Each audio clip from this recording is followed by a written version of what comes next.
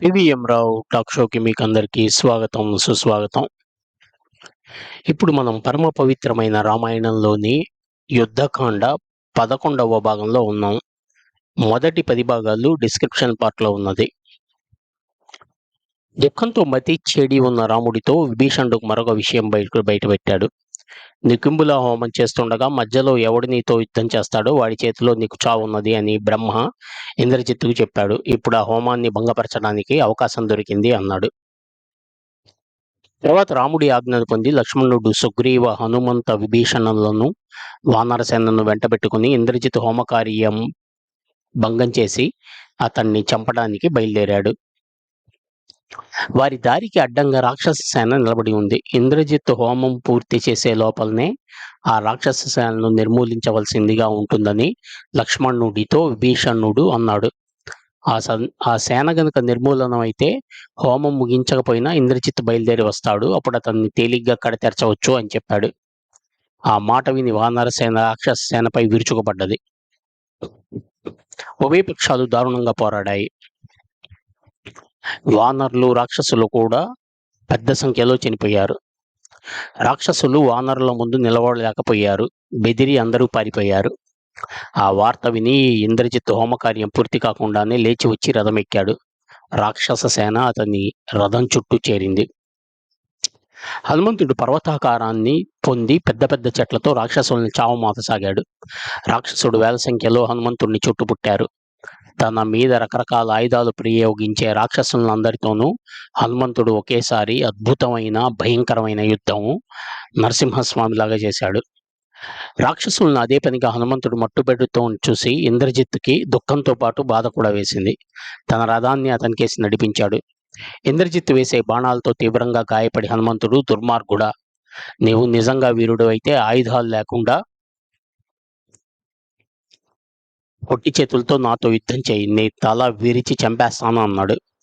ఇంద్రజిత్ హనుమంతుడిని బాణాలతో చంపేయగలడు. నీవు వెళ్ళి ఇంద్రజిత్తుని ఎదుర్కొని యుద్ధం చేసి చంపేయని లక్ష్మణుడితో విభీషణుడు అన్నాడు. వెంటనే ఇద్దరు కలిసి నికుంభిల కేసి వెళ్ళారు. అది నల్లని రాక్షసిలాగా కనిపించే జమ్ము చెట్టు కింద ఉన్నది. అక్కడే ఇంద్రజిత్తు భూతాలకు బలులిచ్చి యుద్ధానికి బయలుదేరతాడు.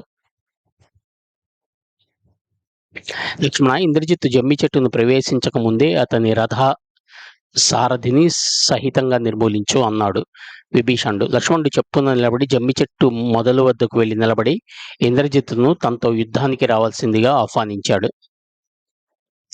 ఇంద్రజిత్ లక్ష్మణుడితో ఏమీ అనక విభీషణుడి కేసి తిరిగి, విభీషణ, నీకు కులాభిమానం లేదు.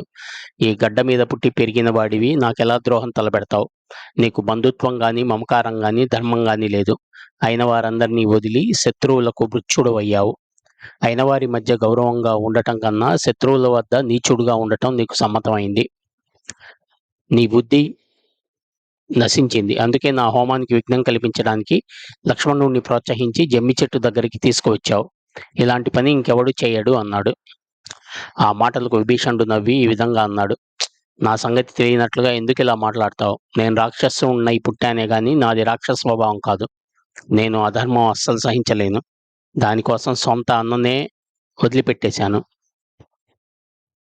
మంచివాడైనా పాపలను అంటిపెట్టుకొని పాపాత్ముడవుతాడు. దుష్ట సర్పాలను దూరంగా ఉంచాలి. పరధనాన్ని, పరస్త్రీలను కోరటం, స్నేహితులకి నమ్మకంగా ఉండకపోవటం, వాటి మూలంగా నీ తండ్రి నీవు కూడా చావనున్నారు. మాయా సీతను వధించి రామలక్ష్మణులకు అవమానం కలిగించిన నీవు బ్రతికి ఉండటానికి తగవు. లక్ష్మణుడి చేతిలో చనిపోయి నరకానికి వెళ్ళు అన్నాడు. ఇంద్రజిత్ మహాకోపంతో అస్త్రాలు ధరించి రథమెక్కి హనుమంతుడు వీపు మీద ఉన్న లక్ష్మణుడితో, రాత్రి యుద్ధంతో నిన్ను, నీ అన్నను నా బాణాలతో మూర్చగొట్టాను.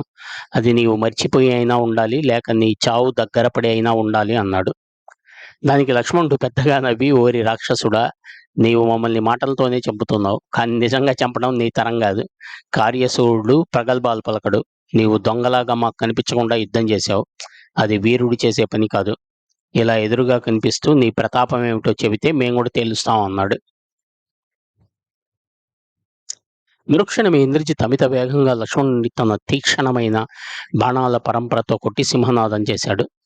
లక్ష్మణుడు విజృంభించాడు. ఇంద్రజిత్ను క్రూరమైన బాణాలతో కొట్టసాగాడు. ఇద్దరూ సమంగా యుద్ధం సాగించారు. మధ్యలో విభీషణుడు లక్ష్మణుడితో ఇంద్రజిత్తు ధైర్యం సన్నగిల్లుతున్నట్టు అనిపిస్తుంది. వాడి మొహంలో వెలవెలపాటు కనిపిస్తుంది. వీలైనంత త్వరలో వీడిని చంపేయని హెచ్చరించాడు.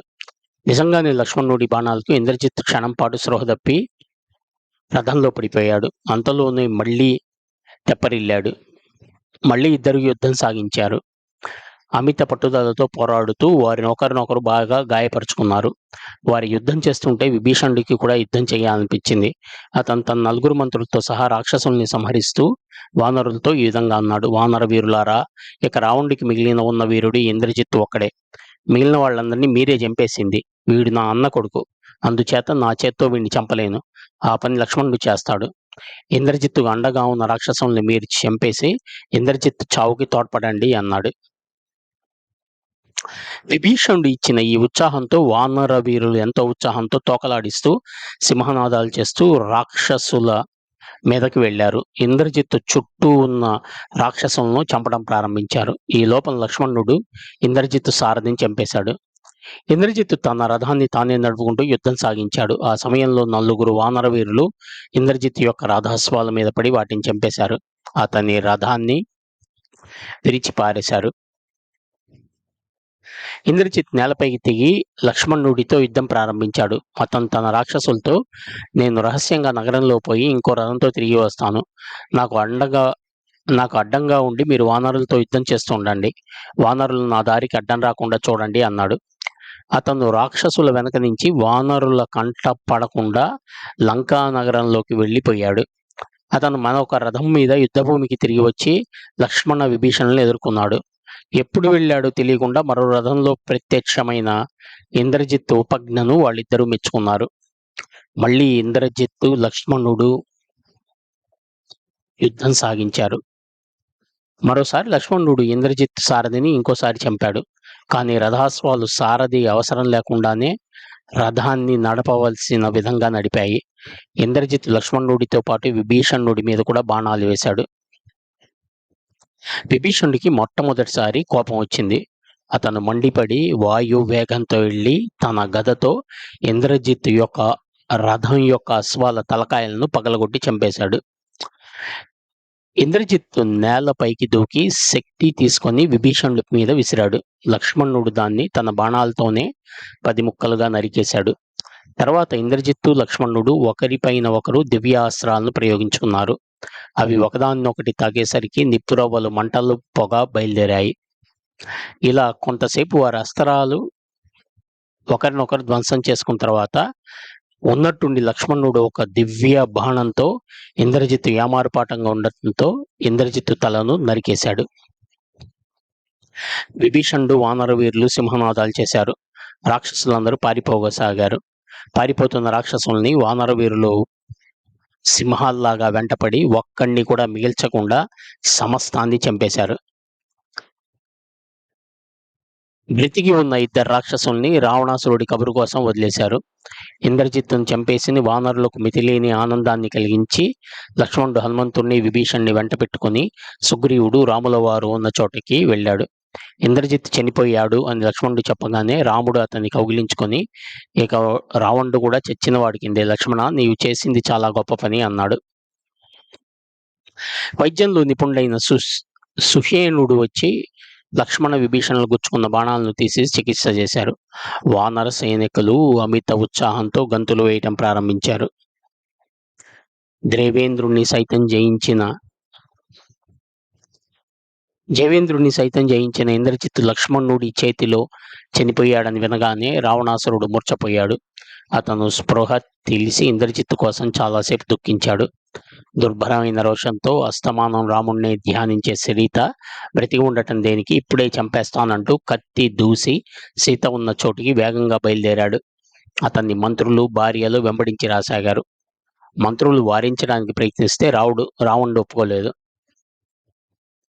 సీత అతడి రౌద్ర ఆకారాన్ని చూసి అంత దూరంలోనే ఏదో ఒకటి చేస్తారని చెప్పి భయపడ్డది. ఆనాడే హనుమంతుడి వీపు మీద ఎక్కి రాముడి దగ్గరకు వెళ్ళిపోనందుకు పశ్చాత్తాపడ్డది. చిట్టసి వరకు రావణుడికి సుపార్శ్వుడు అనే మంత్రి అడ్డం పడి, నీ వంటి బుద్ధిమంతుడు ఆడదాన్ని చంపడం ఏమిటి? చేతనైతే సీతను వశపరుచుకో. ఈ కోపమంతా రాముడిపైన చూపించు. ఇవాళ కృష్ణ చతుర్దశి. యుద్ధ ప్రయత్నం ప్రారంభించి రేపు అమావాస్య నాడు రామలక్ష్మణులతో యుద్ధం చేయి అన్నాడు. మహాపార్షుడు అన్న మాటలు నచ్చి రావణాసురుడు తిరిగి ఇంటికి వెళ్ళిపోయాడు. అతను తన సేనలతో ఈ విధంగా అన్నాడు, ఇవాళ మీరంతా వెళ్ళి రాముడితో యుద్ధం చేయండి. అతన్ని మీరు చంపలేకపోయినా మీరు పోరాడి నీరసించి ఉండగా రాముడిని నేను రాపు అవలీలగా చంపుతాను అన్నాడు. రాక్షసులు యుద్ధానికి బయలుదేరి వెళ్లి వానరులపై దారుణమైన యుద్ధగండ సాగించేసరికి రాముడు పొందుకొని వారిని తన బాణాలతో లక్షల సంఖ్యలో అంతమొందించాడు. లంకా నగరంలో చనిపోయిన రాక్షసుల భారీ ఆర్తనాదాలు మిన్నుముట్టాయి. ఇక రావణుడు తానే స్వయంగా రామలక్ష్మణుల్ని చంపడానికి బయలుదేరాడు. అతని వెంట రథాలపై మహాపార్షుడు, మహోదరుడు, విరూపాక్షుడు మొదలైన వారున్నారు. అందరూ కలిసి రామలక్ష్మణులు ఉండే ఉత్తర ద్వారం వైపుకి వెళ్లారు. రాక్షసేన యుద్ధ సన్నద్ధమై వస్తుండటం తెలిసి వానరులు కూడా యుద్ధానికి సిద్ధంగా నిలబడ్డారు. రావణుడు తాను బయలుదేరిన దగ్గర నుంచి బాణాలతో వానరులను అపారమైన సంఖ్యలో చంపేస్తూ రాముడున్న చోటికి పోసాగాడు. అది చూసి సుగ్రీవుడు రాక్షస సేనల పైన కొండరాళ్ల వర్షం కురిపించి రాక్షసులను కూడా అపారమైన సంఖ్యలో చంపడం ప్రారంభించాడు. అప్పుడు విరూపాక్షుడు రథం మీద నుంచి ఒక ఏనుగు మీదికి మారి సుగ్రీవుడితో పోరాటానికి వచ్చాడు. సుగ్రీవుడు అతనితో భయంకరంగా యుద్ధం చేసి మొదట ఏనుగును కింద పడేసి ఏనుగును తర్వాత విరూపాక్షుని కూడా చంపేశాడు. తన స్నేహితులు క్షీణించిపోతూ ఉండటం చూసి రావణుడు వానర సైన్యను నిర్మూలించమని మహోదరుణ్ణి ఆజ్ఞాపించాడు. సుగ్రీవుడు మహోదరుడితో కూడా చాలాసేపు యుద్ధం చేసి చివరికి అతని తలకాయన్ని పగలగొట్టి చంపేశాడు. ఈ లోపుగా మహాపార్షుడు అంగదుడి సేన మీదకు వెళ్లి అంగదుడితో ద్వంద్వ యుద్ధం చేసి కొంతసేపటికి అతని చేతిలో మరణించాడు. తన వెంట వచ్చిన 3 మంత్రులు చావటం చూసి రావణుడు మహాకోపంతో రాముడిపైకి వెళ్ళాడు. యుద్ధం ప్రారంభించింది. ఇద్దరు ఒకరిపై ఒకరు మహాస్త్రాలు ప్రయోగించుకున్నారు. ఒకరి అస్త్రాలను ఒకరు నిర్మూలించుకున్నారు. చివరకు ఒకరినొకరు బాణాలతో బ్రహ్మస్థానాల్లో కొట్టారు. రాముడు రావణుడిని తీవ్రంగా గాయపరిచి విశ్రాంతి తీసుకుంటున్న సమయంలో లక్ష్మణుడు విల్లు ఎక్కబెట్టి రావణుడి ధ్వజాన్ని వెంటిని పరగొట్టాడు. విభీషణుడు గద తీసుకుని రావణుడి రథాశ్వాలను చంపేశాడు. రావణుడు రథం నుంచి కిందకి దిగి తన తమ్ముడైన విభీషణుడి మీద ఒక శక్తిని ప్రయోగించాడు. లక్ష్మణుడు ఆ శక్తిని దారిలోనే తన బాణాలతో ఖండించేశాడు. అది చూసి రావణుడికి మరింత పెద్ద శక్తిని తీసి గిరగిరా తిప్పి విభీషణుడిపైకి విసరబోయాడు. లక్ష్మణుడు రావణాసురుణ్ణి తన బాణాలతో పీడిస్తూ అతని ప్రయత్నాలన్నిటికీ అంతరాయం కలిగించాడు. రావణాసురుడు మహాకోపంతో ఆ శక్తిని లక్ష్మణుడిపైకి విసిరాడు. అది లక్ష్మణుడి రొమ్ములో లోతుగా దిగబడేసరికి లక్ష్మణుడు కింద పడిపోయాడు. రాముడిది చూసి భరించరాని ఆగ్రహంతో రావణుడి పైన దారుణమైన బాణాలు వేసి తీవ్రంగా బాధించాడు.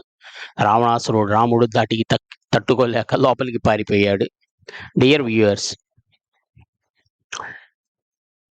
దీంతో 11వ భాగం ముగిసింది. మిగతా కథను మనం 12వ భాగాల్లో చూద్దాం. Thank you very much.